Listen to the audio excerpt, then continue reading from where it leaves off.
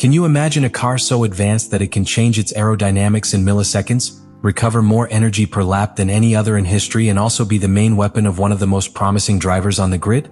For the first time in decades, the three fundamental pillars of the car chassis, aerodynamics and power unit, are reconfigured simultaneously. And not in a subtle way. The cars will be physically smaller, with a reduction of 20 centimeters in length and 10 in width. They will also be 30 kilograms lighter. This structural compaction requires an absolute redesign of the car's balance. It's no longer just about how you place the weights or manage the center of gravity. It's about creating a machine that can be incredibly agile, without losing traction, without compromising high-speed stability, and without punishing the tires. The objective behind these measures is clear: to make cars more maneuverable, more suitable for wheel-to-wheel racing, and above all, more efficient. To achieve this, the FIA has also applied radical cuts in downforce, 30%, and drag, 55%. Reliance on ground effect is removed, forcing all teams to abandon a philosophy they have mastered since 2022. This means that every centimeter of the bodywork must now generate real performance, without relying on low flows or suction from the ground. The era of tunnels under the car is over. Welcome to the era of clean flow and pure efficiency. But what really defines 2026 as a revolution is the heart of the car, its power unit. This is where the change is most radical, most disruptive. For the first time, electrical energy will represent 50% of the car's total power. The current balance, where the heat engine dominates with 80%, is left behind. The internal combustion engine will go from generating more than 550 kilowatts to just 400. The spotlight shifts to the MGUK, which will be almost 3 times more powerful than currently, going from 120 to 350 kilowatts.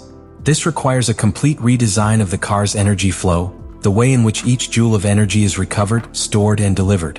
In addition, the MGUH, the unit responsible for recovering thermal energy from the exhaust gases, disappears. This decision has enormous consequences. The car will now depend exclusively on braking to recover energy, and that means only one thing: the braking system becomes the nerve center of efficiency. The new systems will need to capture up to 8.5 megajoules per turn, more than double that of the current era. If the car is not capable of braking with surgical precision and at the same time recovering energy without compromising temperature or stability, it will not compete. The fuel also changes. All cars will use 100% sustainable biofuel, aligned with the FIA's goal of achieving carbon neutrality by 2030. But this is not just an environmental issue. The amount of fuel available per hour also drops, from the current 100 kilograms per hour to only 75. That is, each team will have to extract more power for longer with less fuel and in a context where the thermal engine has less prominence. And in this scenario, another revolutionary element appears: active aerodynamics. DRS disappears. What replaces it is much more advanced. The car will have 2 aerodynamic modes that the driver can activate manually depending on the section of the track. Z mode will close all the moving elements of the car to generate maximum load when cornering. X mode will open them completely to reduce drag on straightaways. These modes are not simple speed tricks. They are strategic tools that are part of the car's overall performance. In addition, the manual override mode is introduced, which delivers an additional half megajoule of electrical energy in pursuit, but only if the car is less than a second behind the rival.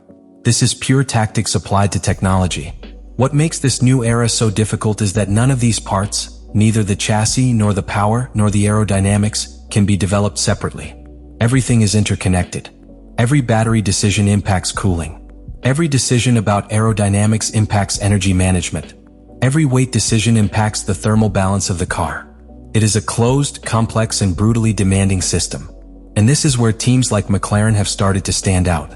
Not by having the best resources in the paddock, but by understanding before anyone else that 2026 is not about being the fastest, but rather the smartest. Those who manage to integrate all these variables harmoniously.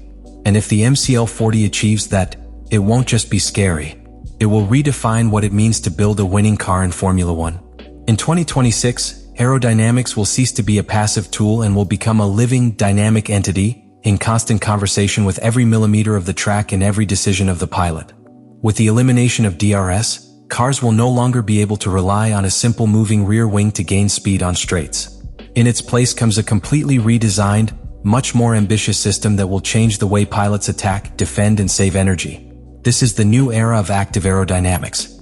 and no one seems more prepared to dominate it than McLaren. The MCL40 does not use this system as an accessory. It has made it the core of its performance philosophy. While some teams are trying to adapt what they already have, McLaren has built it from scratch, knowing that in 2026 it is not enough to have good downforce. You have to know when, where, and how to use it. The concept of the MCL40 revolves around two fundamental configurations that the pilot will be able to alternate in real time: Z mode and X mode. Z mode is the high downforce setting. In this mode, all moving elements from the front wing to the rear wing to the adjustable ground surfaces are closed or reoriented to maximize downforce. This allows the driver to take corners faster, improve traction in slow areas, and reduce tire wear by stabilizing the car. It is the ideal mode for technical sections, linked curves, and areas where maintaining grip is everything. In contrast, X mode frees up the car, minimizes aerodynamic drag by completely opening moving surfaces. The airflow is channeled more efficiently to cut the wind and allow the car to reach top speeds that, on some circuits, will exceed 340 km per hour. But this is not just a question of speed. In X mode, the car also better manages its use of electrical energy, releasing pressure on the battery at key moments. The system is programmed to operate this mode only on straights longer than 3 seconds, ensuring that the system is not abused or safety compromised. But what's really revolutionary about the MCL40 is what happens between those two modes. The system doesn't simply toggle between Z and X like a switch. It is designed to respond with almost organic speed.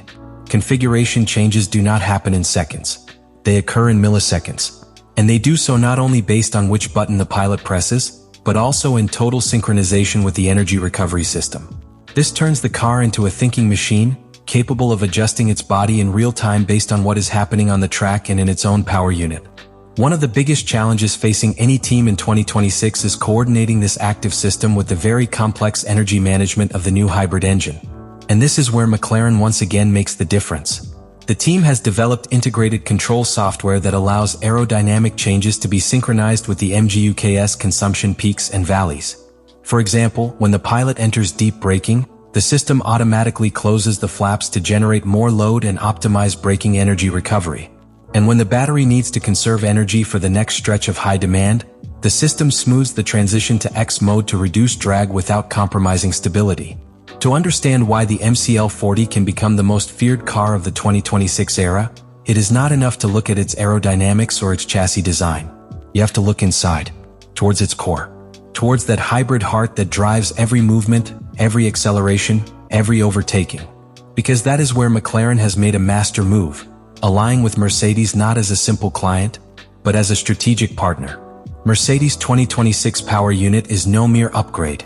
It is a completely new platform, designed to balance 50% electrical and 50% thermal energy, with extreme fuel flow restrictions and no thermal recovery, no MGUH. This means that each team must solve 3 critical problems: how to package the system so that it is efficient, how to cool it so that it does not thermally collapse in high-demand phases, and how to synchronize the energy flow with active aerodynamics. McLaren has been answering those questions with Mercedes for years, not after receiving the engine, but while the engine was still a conceptual design. One of the most notable benefits of this cooperation is seen in the MCL40's cooling system. Unlike other teams that have had to compromise their aerodynamics to keep temperatures under control, McLaren designed its thermal system from the beginning as part of the structural assembly. Heat exchangers, radiators, air inlets, and even the internal channels of the car are located and sized based on specific data of the Mercedes power unit. This allows the car to be operated with more aggressive heated windows, which translates into more power available for longer. In an environment where every degree counts, this is pure gold. His driving style is clean, without unnecessary corrections, with lines that seem designed by an algorithm. That quality, which many underestimated at the beginning of his career, now becomes his greatest strength. Because the car of 2026 does not tolerate chaos. It doesn't reward big swerves or spectacular skids. It requires fluidity, economy of movement, and a millimetric reading of the car's behavior. Piastri, in that sense, does not drive the car. It merges with him. Leave it in the comments what you think about all this.